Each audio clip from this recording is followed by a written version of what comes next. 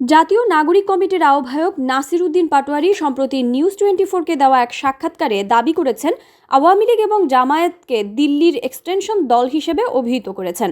তার মতে, ভারতপন্থী কোনো দলকে দেশের জনগণ রাষ্ট্র ক্ষমতায় দেখতে চায় না। পাটোয়ারি আরও বলেছেন, যদি এই সরকার জুলাই আন্দোলনের ঘোষণার বিরুদ্ধে বিরোধিতা অব্যাহত রাখে, তবে ভবিষ্যতে তাদেরই রাষ্ট্র ক্ষমতায় আসার সম্ভাবনা রয়েছে। এছাড়া তিনি উল্লেখ করেন, জাতীয় নাগরিক কমিটি এবং বৈষম্য বিরোধী ছাত্রদের সমন্বয়ে ফেব্রুয়ারিতে একটি নতুন রাজনৈতিক দল প্রতিষ্ঠিত হবে। এই নতুন দলটি তরুণদের এক রাজনৈতিক প্ল্যাটফর্ম হিসেবে যাত্রা শুরু করবে।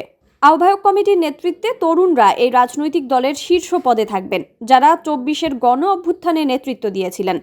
পাটোয়ারি বলেছেন, দেশের বর্তমান রাজনৈতিক পরিস্থিতিতে তরুণদের রাজনীতি করার পূর্ণ অধিকার রয়েছে এবং তারা দেশের উন্নয়নে গুরুত্বপূর্ণ ভূমিকা রাখতে সক্ষম। এটি তরুণদের জন্য একটি নতুন যুগের সূচনা হতে পারে, যেখানে তারা দেশ পরিচালনায় নিজেদের সক্রিয় অংশীদার হিসেবে ভূমিকা রাখতে পারবে।